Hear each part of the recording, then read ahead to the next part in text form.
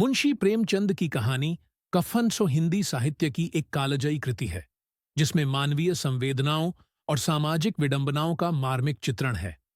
इस कहानी का नैतिक पक्ष समाज की उन परिस्थितियों को उजागर करता है जो इंसान को उसकी मूल प्रकृति से विचलित कर सकती हैं।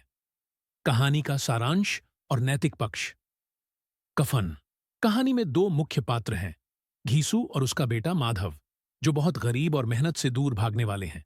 दोनों कामचोर और आलसी होते हैं। वे मेहनत करने के बजाय भूख मिटाने के लिए दूसरों से भीख मांगते हैं या छल करते हैं। माधव की पत्नी प्रसव पीड़ा में तड़पते हुए मर जाती है और उसकी मृत्यु पर घीसू और माधव पर कोई विशेष असर नहीं होता। वे उसकी मृत्यु के लिए समाज से कफन के नाम पर पैसे इकट्ठा करते हैं, लेकिन उन पैसों को कफन खरीदने में न लगाकर खाने पीने और शराब में खर्च कर देते हैं। वे सोचते हैं कि कफन से मृत आत्मा को क्या सुख मिलेगा, जबकि उन्हें इस समय जीवित रहते हुए थोड़ा सुख चाहिए। कहानी का नैतिक संदेश। कहानी कफन कई गहरे सामाजिक और नैतिक संदेश देती है। गरीबी और सामाजिक असमानता का असर। घीसू और माधव की स्थिति समाज में गहरी गरीबी और असमानता की कहानी कहती है। उनकी गरीबी ने उन्हें इतना संवेदनहीन बना दिया है कि वे रिश्तों और कर्तव्यों का मोल समझने में असमर्थ हो गए हैं। यहां यह संदेश है कि गरीबी एक ऐसी स्थिति है जो इंसान को नैतिकता से दूर कर सकती है। मूल्य और संवेदनाओं का ह्रास। घीसू और माधव का बर्ताव बताता है कि अगर इंसान को बार बार असफलता, दुहक और भुखमरी का सामना करना पड़े, तो वह अपने मूल्य और संवेदनाएं खो सकता है।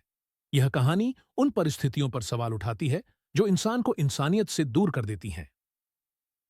मानव स्वार्थ।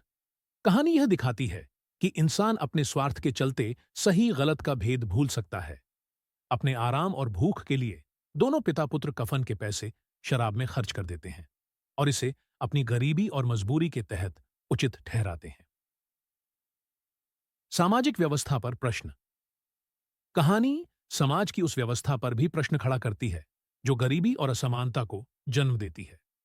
यह सोचने पर मजबूर करती है कि समाज ऐसे लोगों को कैसे सहायता कर सकता है ताकि वे सम्मान के साथ जीवन जी सकें और अपने मानवीय मूल्यों को बनाए रख सकें। कहानी का उद्देश्य यह है कि गरीबी और बेबसी में जी रहे लोग समाज से दूर होकर असंवेदनशील और अपने कर्तव्यों से विमुख हो सकते हैं। साथ ही यह कहानी एक सशक्त संदेश देती है कि समाज को ऐसी व्यवस्था बनानी चाहिए जिसमें हर व्यक्ति को मानवीय गरिमा के साथ जीवन जीने का अवसर मिले।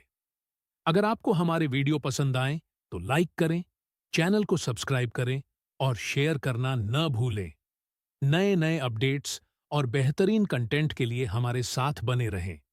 आपका सपोर्ट हमारे लिए अनमोल है। धन्यवाद।